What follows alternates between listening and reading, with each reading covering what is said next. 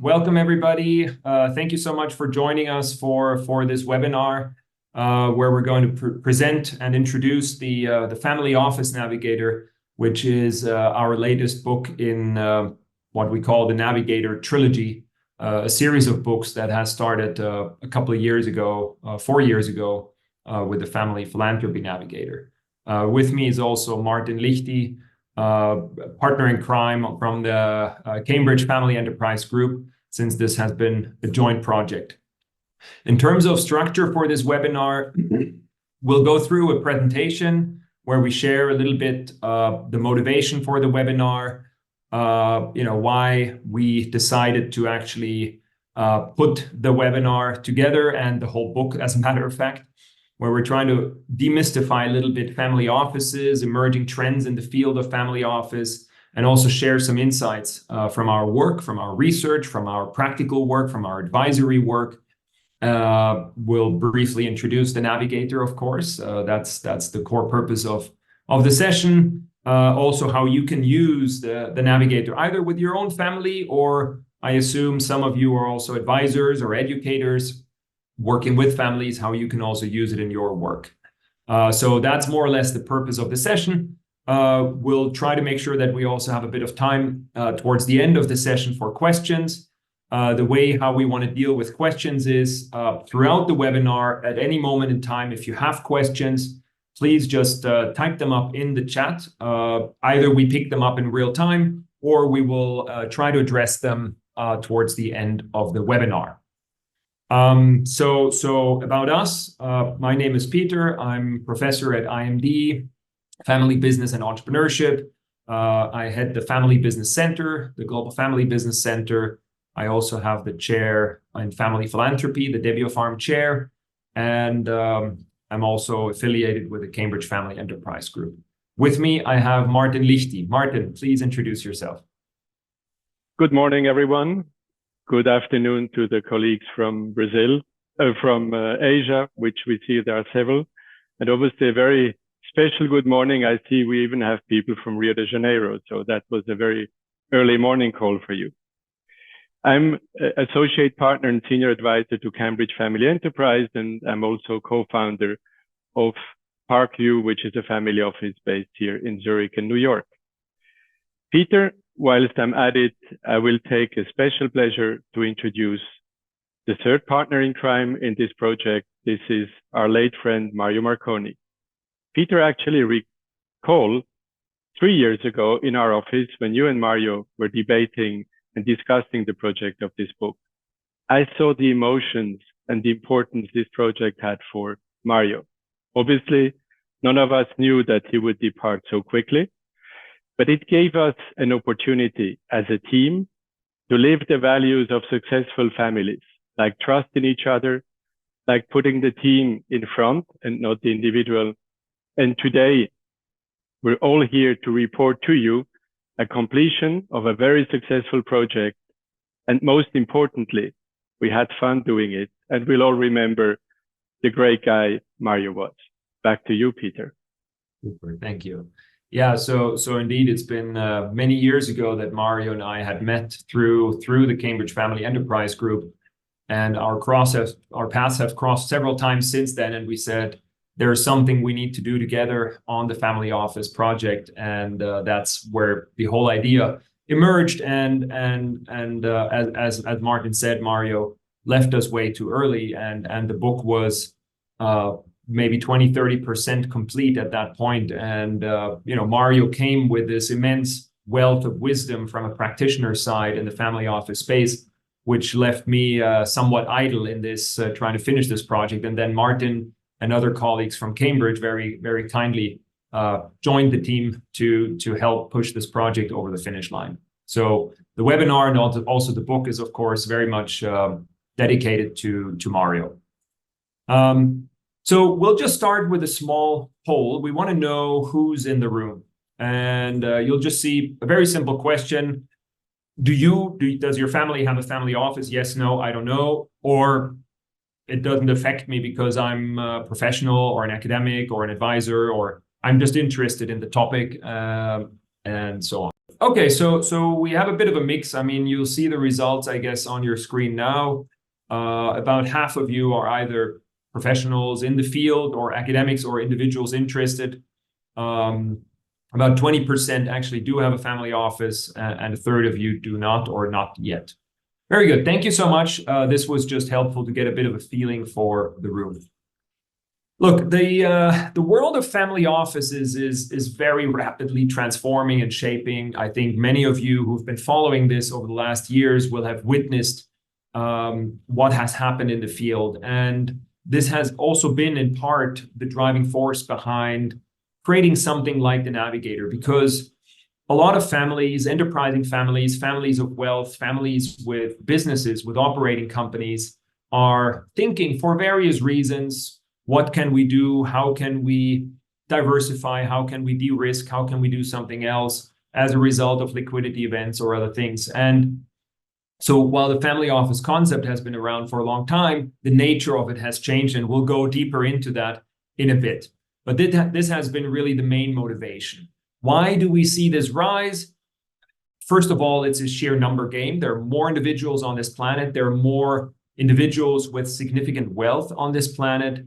There's this rise of a new class of wealth owners, the digital transformation, big transfer of wealth happening towards the next generation that also thinks and acts slightly differently as compared to the past.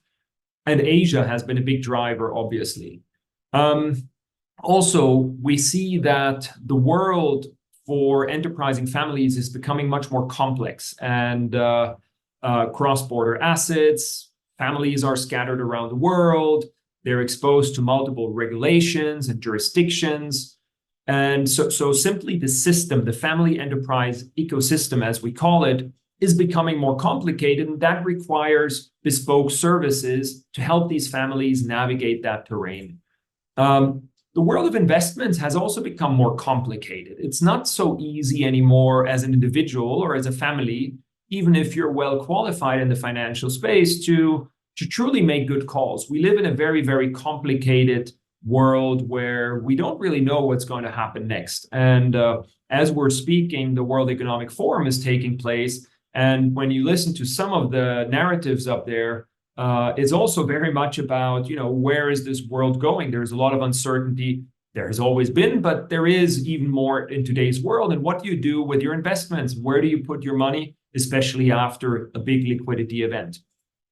And then there's also what we've seen in the field, this kind of trendiness and glamour associated with a family office, where individuals or families just assume that a family office is the ultimate goal.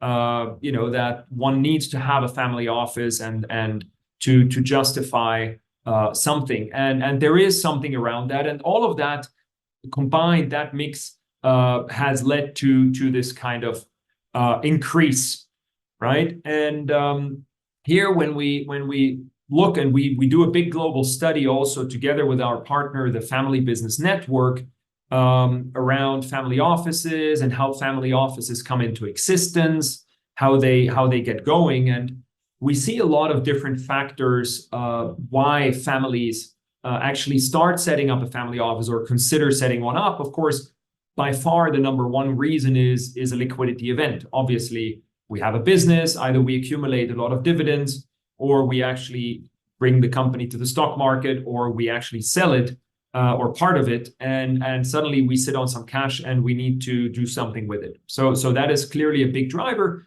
but there is a whole array of other reasons. I'm not going to go into details because each one of them is very detailed and complex, but there's a whole array of elements that link to the complexities that I mentioned before. Right, so we see this vast array of triggers, as we call them, why families are at some point starting to say, well, maybe we should start thinking about a family office. Yeah, many reasons for the evolution of all those family offices in the world. And when we look back, you see here on the slide already in ancient Rome, there was somebody in the family to basically help the family be represented or taking care of certain issues, which was the majordomus, or this very special advisor to the family. To be very honest, I've spent 40 years in the financial services world.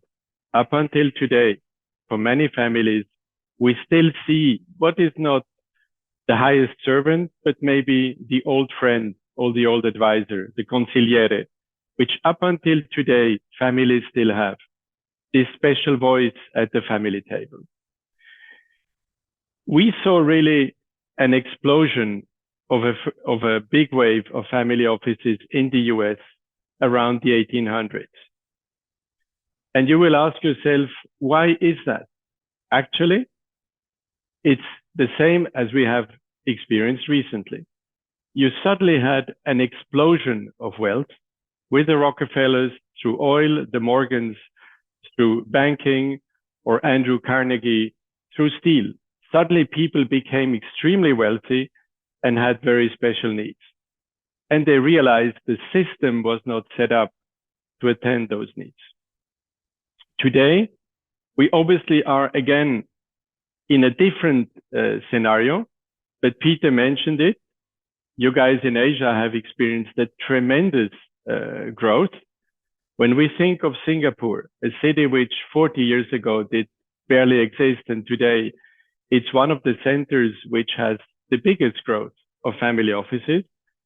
So we have again this explosion of wealth happening and the needs which are very, very different. And you see suddenly names emerging like the Rockefeller Capital, which are coming back to the scene with a different need, this time as a multifamily office.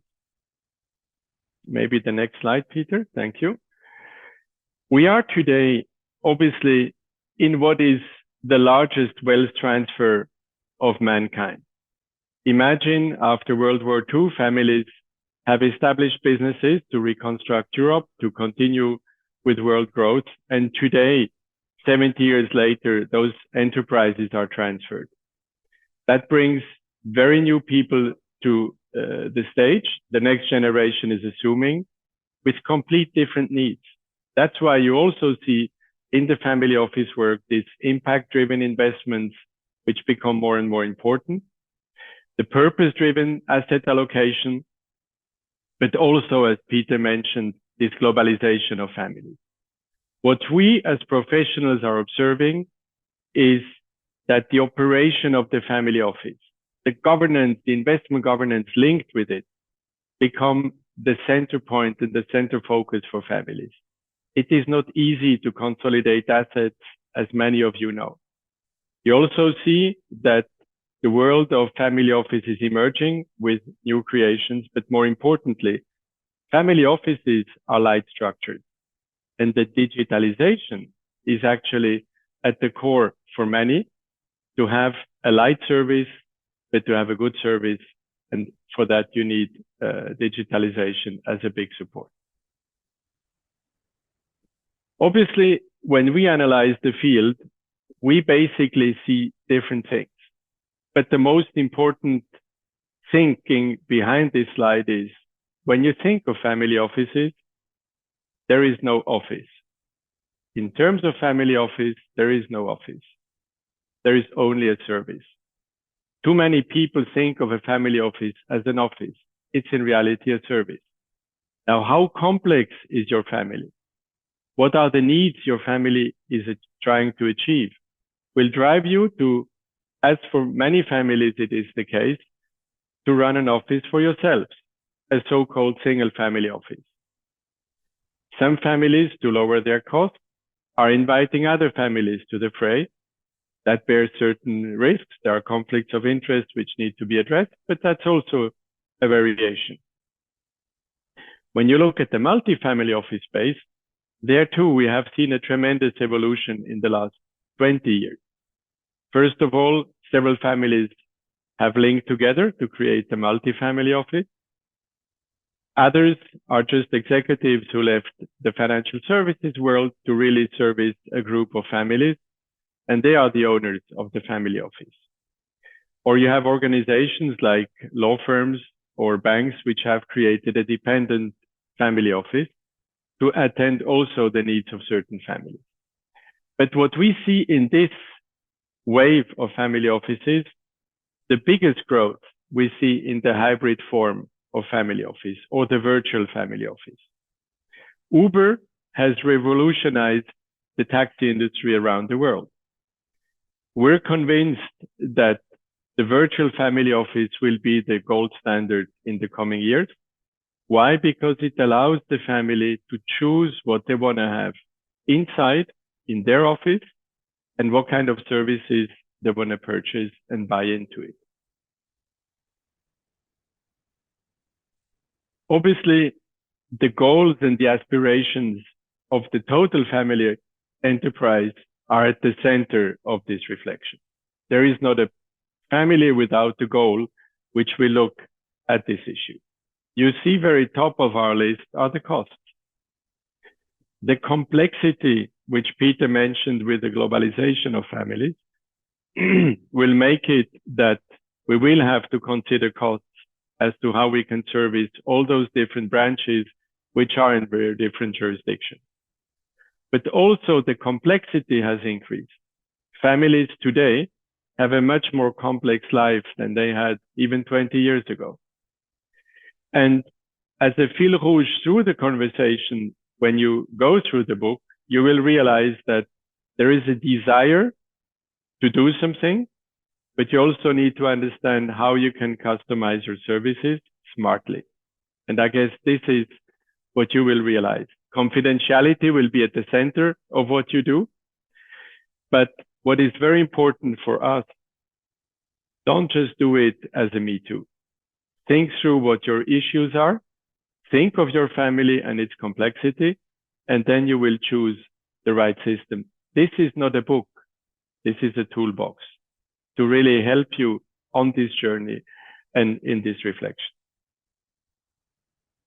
So what we've seen and what is very interesting is when you start looking into the world of family offices a bit more, you start realizing, and we started to uncover already a little bit the complexity with the different archetypes and the different reasons behind it. And obviously, family enterprises, or what we call the family enterprise ecosystem, looks very different from family to family. And we see kind of three distinct stages of evolution of these ecosystems and kind of, let's say, personas, prototype characteristics of a family enterprise. And as a result of that, trying to see what are the most likely forms and activities of their family office or the family office they're going to create. And the first one is this kind of founder controlling owner stage. So imagine an entrepreneur. An entrepreneur created a company, took it to the market, very successful, maybe had an IPO, sold it to another player, suddenly has liquidity.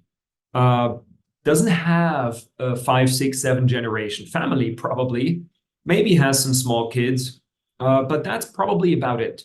So you can imagine that the needs of that individual or of that nuclear family is very concentrated on what am I going to do with that money now? So most likely that family office is going to take the shape of a pure investment office, do something with the money in an effective way.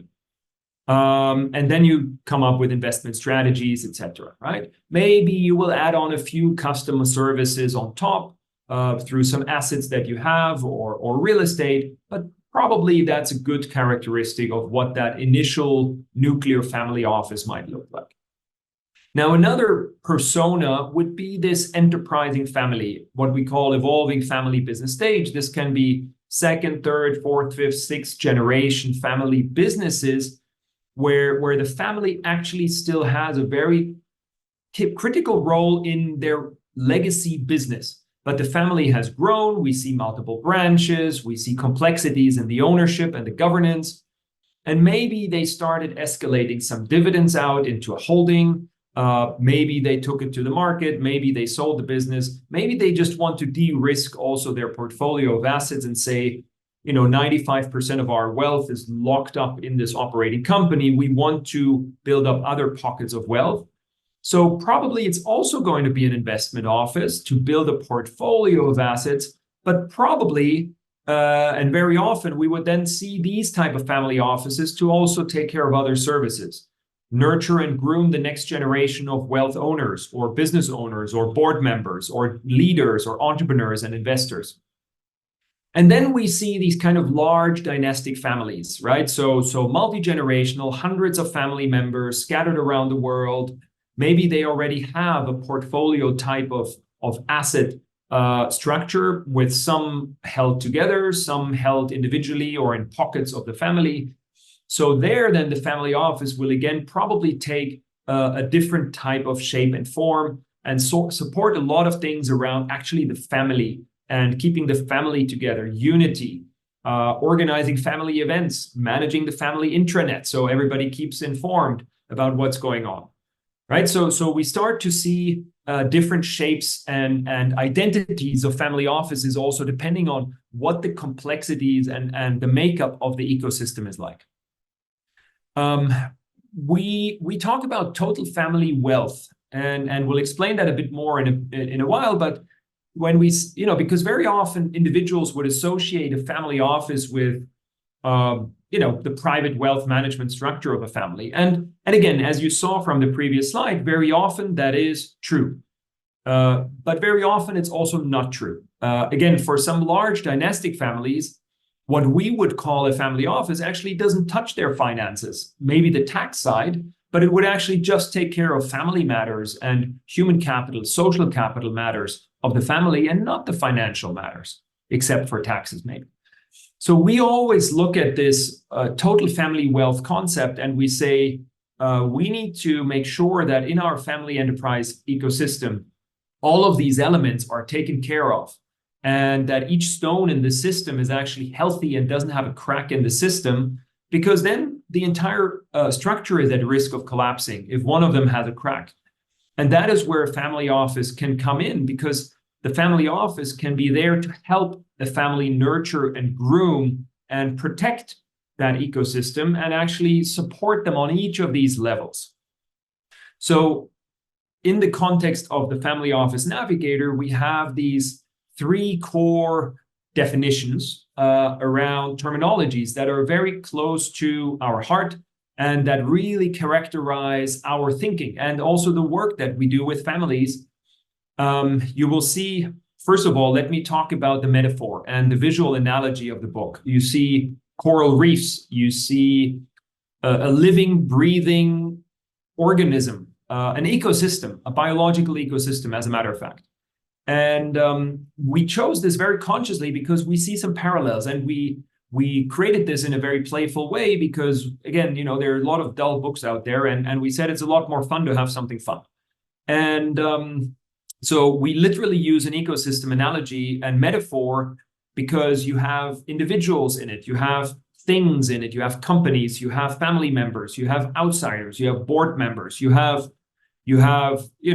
predators outside, you have sharks trying to eat the fish, right? So you have a lot of things going on in the ecosystem, and of course there are treasures in the ecosystem, and the ecosystem is shaping, it's forming, it's constantly evolving in its beauty. Sometimes it grows in diversity, more species. Sometimes it grows in having bigger fish. Sometimes it grows the specific coral, right? So if you think about one coral being one business, for example, let's grow that one coral, or let's have multiple corals, right? So I think you get the idea behind why we chose that metaphor. Total family wealth, I briefly mentioned already. So we talk about human, social, financial, reputational, intellectual, spiritual, and all these other forms of capital that are in this treasure chest of the family, of the enterprising family. And again, the family office is then there to, on the one side, protect the ecosystem as it stands today, to help groom and create the ecosystem of the future, make sure that we have all the boundary conditions there so that the family can create the ecosystem that they want to have in, let's say, 10 years, 20 years, 2 generations down the road. So it's there to protect and to groom and to nurture all of the elements of the ecosystem. Before I introduce the navigator, Hassan has a question. Let me quickly pick that up. So you ask, how would family council and family office divide their responsibilities for the family? I think this is a very, very good question. And I suggest we pick it up in the Q&A afterwards, but it is an essential question, because obviously from a governance point of view, when you again think about the ecosystem, you have different governing bodies, and the role of the family office can play out differently, right? Again, it depends on, is it a pure investment office? Then the role of the family office in the ecosystem is a very specific one. If the role of the family office is to, like in the dynastic families, to keep the family together, to ensure harmony and unity in the family, then probably the family office will be very closely interconnected and intertwined with the family council. So in some families, you see those being slightly more differentiated. In other cases, you see them being much more intertwined. But let's go deeper into that then afterwards. Very good question. So we created the Family Office Navigator as a book, as a guidebook, as a framework, as a toolkit, as something fun and engaging for individuals and families.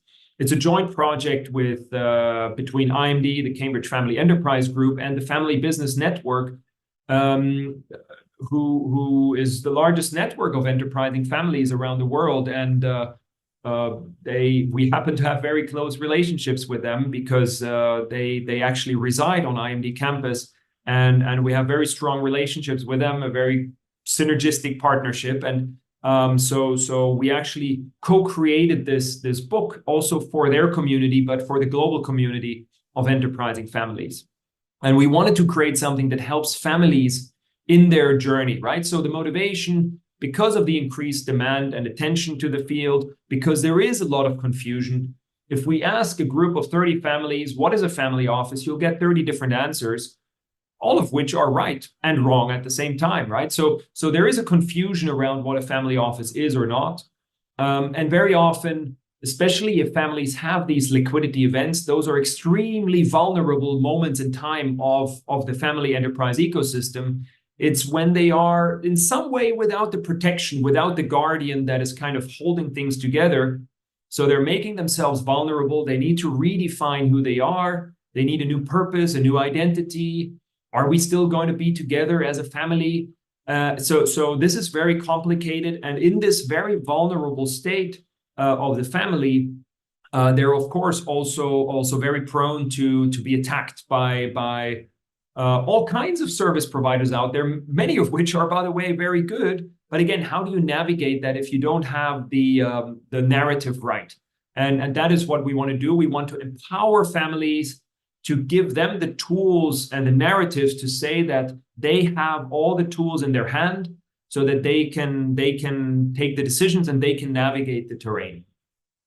As I said, the Family Office Navigator is part of a bigger plan that has started really kind of in 2017, when we started working on the Family Philanthropy Navigator together with Wise and with Etienne. That was the first one, and then the Family Office Navigator came up, and in a couple of years from now, we're planning to release the Family Enterprise Navigator to complete kind of a trilogy. And we have toolkits, we have frameworks, we have activities, we have case studies. So a lot of things that are actually quite fun and engaging and very hands-on. So it's not an academic book. It is a book, but at the same time, as Martin said, it's not a book as well. It should be very fun, very engaging, very light for individuals and families to navigate through their journey of a family office, but also for advisors to families. And many we've spoken to already said that this comes in very handy for their work, and that they use it in their day-to-day work, both the philanthropy and the Family Office Navigator, because it's very hands-on. And by the way, it was also written for the entire family. That is very important. It is not a technical book. It is grounded in research. It's grounded in decades of practical experience through Mario and Martin and all of us. But it's grounded also in the academic side. But it's written in a way that everybody in the family, even without an MBA or without a finance degree, can actually understand what this is about. And why is this important? This is important because we very often see in a family take a family of 5. They have a liquidity event, and then there's typically one individual in the family who's maybe slightly more qualified education-wise when it comes to finance or technical things. And then a natural instinct of the family would be, oh, why don't you go ahead and you get going on this for us? But then you create a disconnect. And then sooner or later, this causes issues, right? So we said we need to create something that everybody in the family can read, can understand, so that they have a platform to raise their points of views and share their thoughts. So this is essentially the Navigator. Here is the core framework. I mean, we slightly modified it. You see here on the top, you see the actual framework. This is slightly modified for the slide so you can better read it. But it's a toolkit that is freely accessible also for download on the website, where some of you might know the business model canvas from Alex Osterwalder. And that really gave us a lot of inspiration. And Alex, as a matter of fact, has also been a great supporter of both of our navigators from the beginning. And these are meant as fun, engaging worksheets that you print out, you put them up on the wall as a poster, and the family stands around and co-creates with Post-its. So really meant as a fun, simple, engaging tool to guide conversations and to trigger conversations in a meaningful way. So the value proposition of the Navigator, well, obviously we want families, but also advisors, but in particular it's geared towards families, obviously, to help them understand what is the role of a family office, what might be the role of a family office as part of our ecosystem. We will have helped individuals and families understand why they want to get going, how they want to do it, where do they start, what's the greater purpose of all of it, how does the family office fit in, and then clearly segmenting the type of services and activities that you really need, then bridging over into what Martin said, core satellites through the virtual and hybrid structure to say, what are the things we need to have in-house and what are the things that we're better off actually servicing outside? And then thinking about governance and structures and resourcing, monitoring and all of those things. And so that is essentially the value proposition of the Navigator. Now, before we come to a close and take some questions, and by the way, again, quick reminder, please do use the chat. We would very much hope to also have a bit of exchange with you on some questions. So please put your questions into the chat and we can pick them up then. But I do wanted to share briefly the journey of the Navigator. Some of you might have created books before.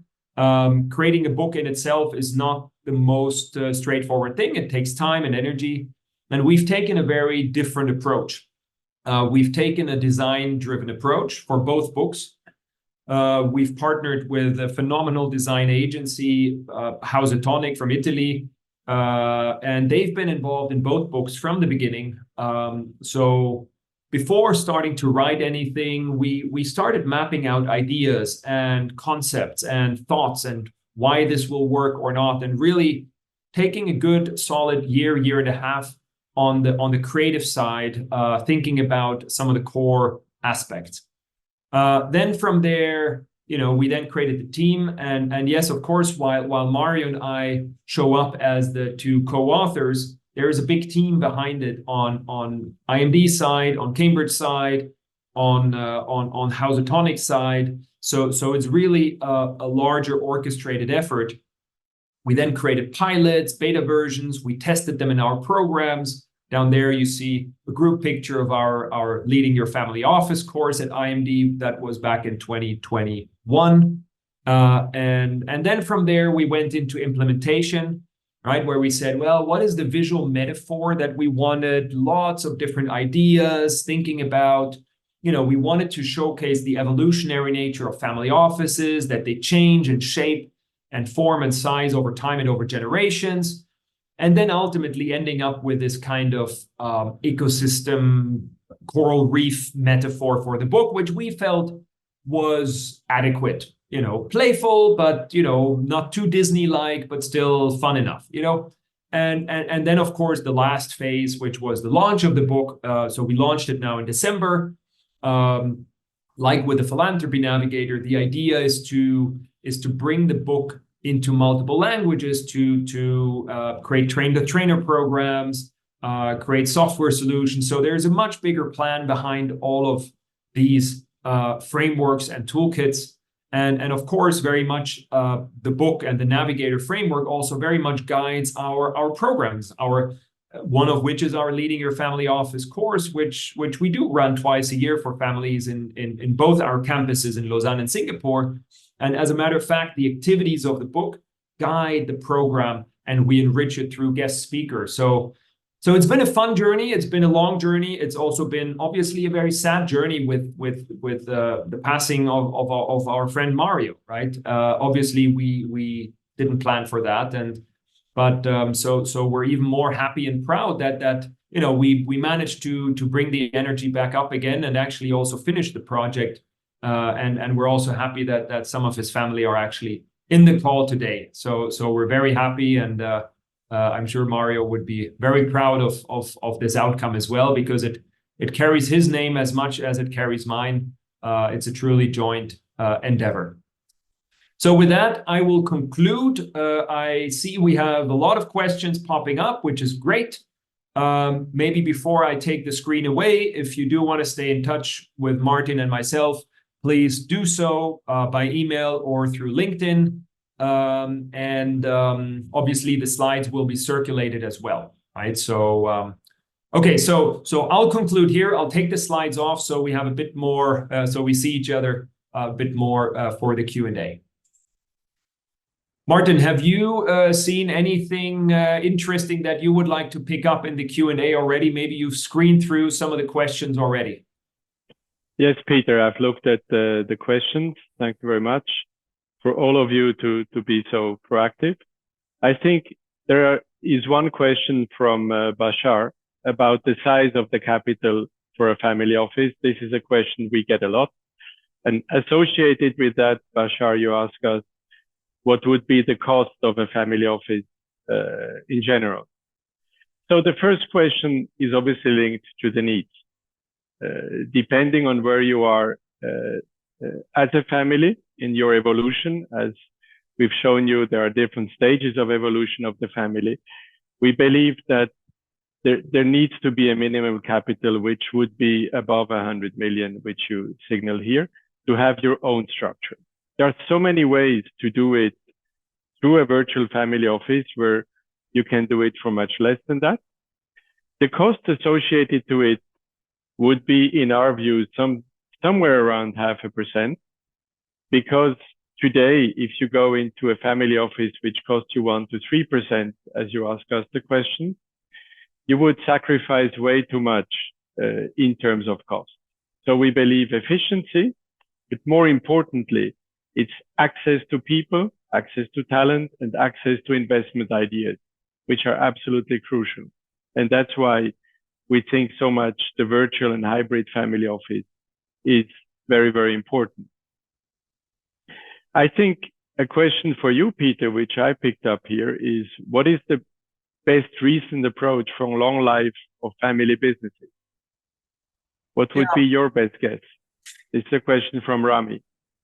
It's an interesting question, right? I mean, it goes back to a very core question that we always ask families in our programs, both family business and family office courses, is what is your goal actually as a family? What is your ownership strategy? What does good look like, right? Is your goal, does success for you as a family mean perpetuating the legacy business, let's say, into the 17th generation? Is that success? For some families, it is. Others would say, well, yes, we have a legacy business. That's our root. But actually, we're an enterprising family. We like to create new things. So for them, success means let's build a portfolio of businesses. Let's foster entrepreneurialism in every generation. There are some families that have really flourished under that model as well. So, of course, they say, well, let's continue to groom our family business, right? Our legacy business. But let's also diversify to de-risk for practical matters, but actually also to make sure that family members maintain entrepreneurial energy and a drive and a willingness to create new things, and not just wait for a paycheck coming in Q1 or early Q2 of every year. And so I think the question of long life of a family business is, we see over time and over generations, families actually slowly starting to change the narrative to say, success is not so much, I mean, of course, you want to make sure that the business you have is successful, but over time, the dimension of the family becomes even more important, or also important, equally important, that you say we want to ensure the continuity of the family, of the enterprising family, and not just the business. I hope this helps, but we could go much deeper into all of these questions. I have another question for you, Peter. Go ahead. Is the hybrid virtual family office, as mentioned in the slides, who should be in the lead from your perspective? The family council or the owner council or the family office? It's an interesting one. I would actually revert that question back to you, because you live this kind of virtual family office model day in, day out. I mean, I have a point of view that in general governance should technically happen at the intersection of different governing bodies, but I mean, overall the driver's seat should always be filled by the family. But you are the expert on this kind of virtual hybrid model, so I'm sure you have views. Thank you, Peter. Obviously, from my perspective, the family, the owners' council will be the driver's seat. And what the owners' council will do more of the time is understand the cost level associated with the services offered in the family office. And the requests we get emanate normally from the owners' council. Why? Because after a while, this wonderful tool suddenly becomes very expensive, or the services that the different family members are requesting, which might be very isolated, should be taken by a virtual team. And that's where we see this intersection, Peter, back to your question. Yeah, very good. There's an interesting question I want to pick up, and we can maybe both add our points of views from Espen on there are families, and obviously especially in larger families there are different goals, different aspirations, different risk propensities. There's a wish for independence. There's obviously a good case to say, well, let's bundle things together from an efficiency point of view. But, well, maybe I want to go into startups, and maybe somebody else, my cousin, wants to go into real estate, and another one wants to actually just work with public equities, and the other one wants to do crypto, whatever, right? And, well, how do we bring this under one roof to say, well, how do we optimize for efficiency by saying, well, we had a liquidity event, the five of us each have cash now. What are the things we want to do together? What are the things we do individually? And for that one, I think, and we've seen a few of these, this is where this kind of concept comes in, the kind of single multi-family office, where you say, well, there are different family members, bloodline related family members, different branches of the family, maybe with different pockets of wealth and different aspirations and different goals and different financial interests. But what are some of the services that we want to do together, and maybe even co-invest in certain things? And what are some of the things where everybody just does whatever he or she wants, maybe with the support and supervision by the investment governance, the investment committee that might serve all of them?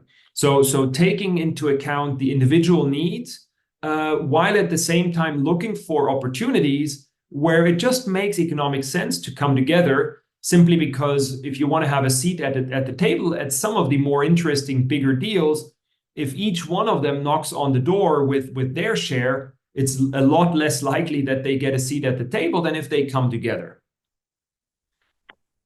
I would like to underscore what you just said, Peter, because at the end of the day, it's this concept of having a joint infrastructure where the family shares the cost and to have better people or a more professional team.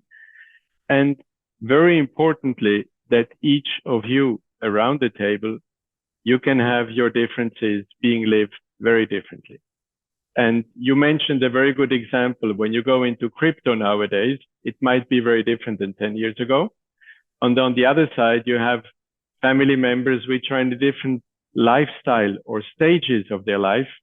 And that makes it that you might sit at the same table with very different dreams. And that's very, very important that you use that power of being together, because you will realize when you go out in this world to find investments, normally people expect a certain check and people expect a certain size. And by being together, that will help you to open many more doors and to be much more professional. Yeah, absolutely. Maybe here's another one, Martin, for you from Bashar, also kind of the cost and for admin kind of thing. What are the standard costs to admin a family office? 1 to 3%, which maybe you want to answer that. Obviously, Sure. numbers look much better than that. We think that, as I mentioned before, you should be in the realm of 0.5% overall costs. If you go into 1% or more, we live a different industry standard right now because we have better interest rates than we had 10 years ago or for the last 10 years. But still, it would be way too much money sacrificed to produce the results for the family. So we believe we should be closer to 0.5%, maximum 1%. Yeah. I saw another question from our friends in Rio, which was linked to the evolution of the family office. Peter, if you maybe think we should take that one. Yeah, sure. Is the steps going to an MFO and becoming a multifamily office a viable route? And I would answer that wholeheartedly with yes, because what the advantage of going to a multifamily office, it gives you the opportunity to test. With a system, you can stop at any time. Yeah. But also to define what is it really we want. And over a certain time, you will see maybe very different needs evolving, or maybe different returns you're trying to generate. And you would be very happy not to have hired a whole slew of people. And that way, to help you involve in your thinking as a family, because that will really be the most important part for you as you go forward. Yeah, I absolutely underscore that. And I think, especially if it's a family that is new to this topic, let's say you had a liquidity event and you need to get your feet in the water a little bit. What we see in our research when we work with families and we ask them, we do interviews around their evolutionary nature.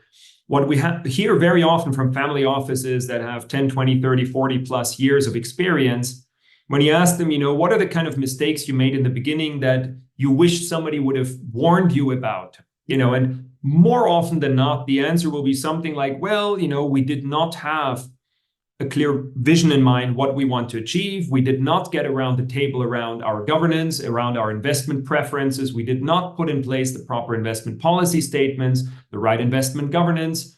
And we started working with somebody who we thought was the right one, but we weren't sure about it. And we made some quick decisions. We invested very quickly in something because we were afraid of having too much liquidity sitting around.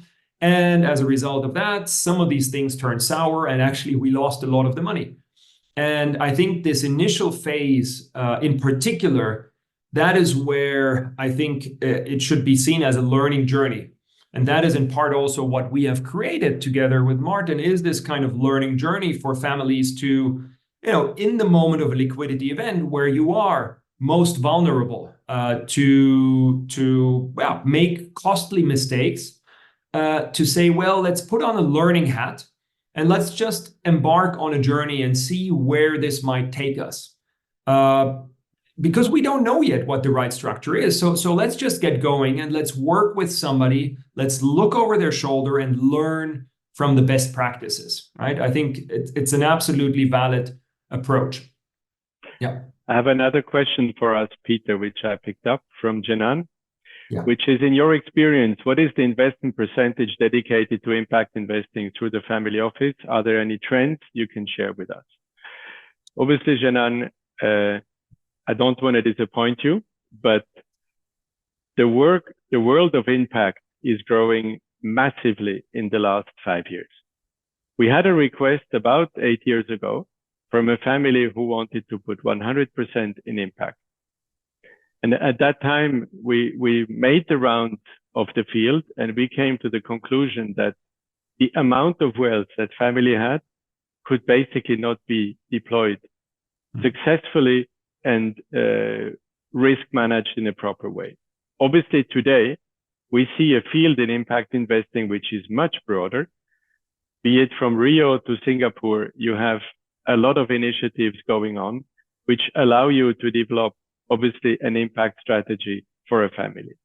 To answer your question directly, we see an increasing trend, but it's still a nascent trend. Would it be 10, 20% which families put in impact? I think that would be a number. When we work with a family together with Peter and our colleagues from Cambridge, we interview family members. And we come to realization that for many, it's an aspiration. But when it comes to the hard results, people are still looking at the traditional way of investing. But definitely, I would think that 10 to 20% would be a number for progressive families, and that number will obviously be increasing. Yeah, agreed. Yeah, Amedeo has a good question around, well, is there a real chance of achieving long-term better performance as opposed to the market, the investment professionals, justifying even and it's difficult to believe that 50 basis point cost versus 10 basis point cost of kind of big ETFs, Vanguard ETFs. So, I mean, essentially the question is, well, does it actually really make sense to build your own machine in-house? Martin, you want to share your views on that? Sure. Because I think it fits nicely with the virtual hybrid idea. Absolutely. Thank you, Peter. Amedeo, thank you for your question. I spotted it, but I thought the impact question was a priority for me to go through. The ETF question, we get that every day. An ETF is a wonderful tool. We use ETFs every day in our day-to-day job. But what is important to understand, a family has more than just an exposition to the global market.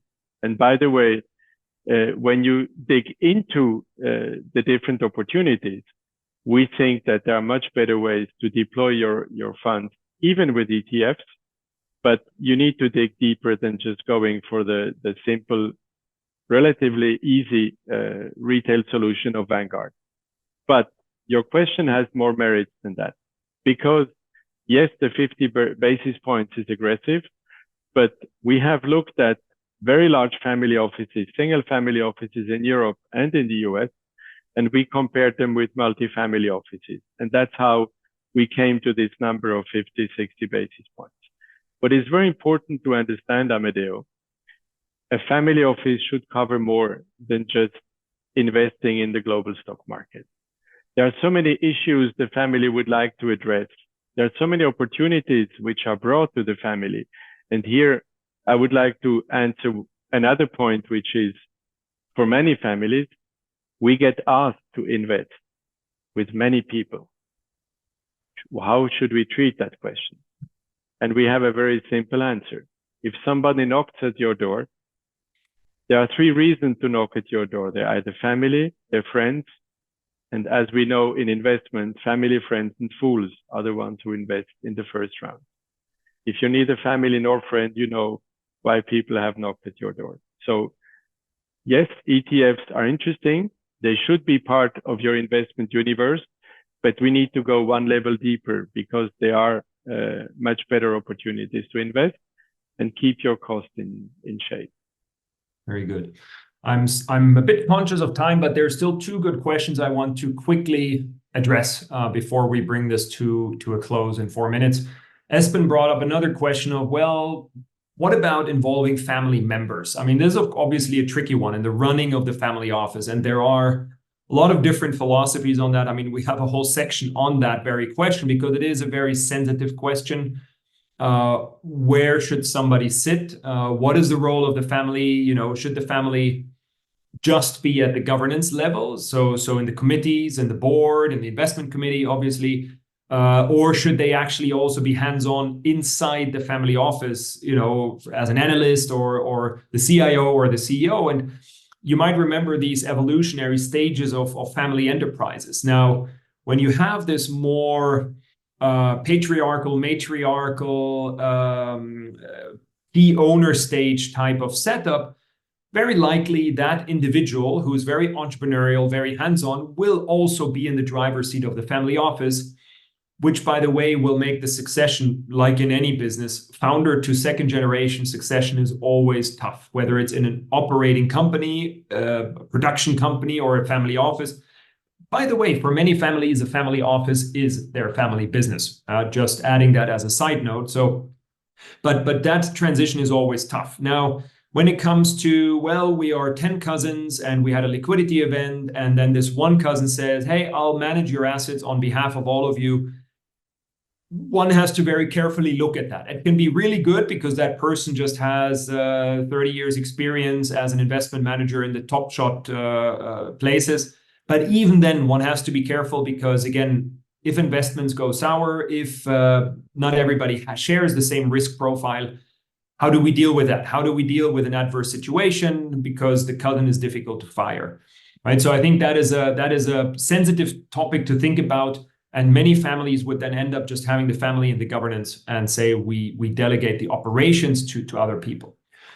Carolyn had a question: what's the best way to kick off the process? Where do you find facilitators? This is a tricky one, right? Because I mean, obviously there are lots of ways. Obviously programs is one way to start. You will also have other families that you know in your network that have worked with people. So that is a very classical route, is just to ask around and say, well, who do you know? Who do you recommend? Families very often go through this. It's the route of trust, which I would always recommend. I would always cross-check the background of everybody that gets into your ecosystem, again, for the reasons we discussed before, whether it's advisors or on the financial side. So I think obviously education, I have to say it, being at a business school, education is always a great way to start. But no, joke aside, I mean, I think being empowered and really knowing what you want is a good start, because then you can go out and search in a much more conscious and focused way. That's also, again, back to the purpose of the book. That's why we created the book. Look, we are running out of time a little bit. So we just wanted to say thank you so much. Thank you for taking the time. We know it's very busy, and some of you would have probably also liked to listen into some WEF webinars from Davos. So thank you so much for taking the time. And it was a great pleasure. Please do stay in touch. And yeah, looking forward to hearing the feedback if you decide to look into the book. Looking forward to your feedback on that as well. That's always very much appreciated. Bye, everyone. We all see you all at the Leading the Family Office at IMD, either in May or in December in Singapore. Thank you so much. A great place to start your journey. Bye, everybody. Bye, everyone.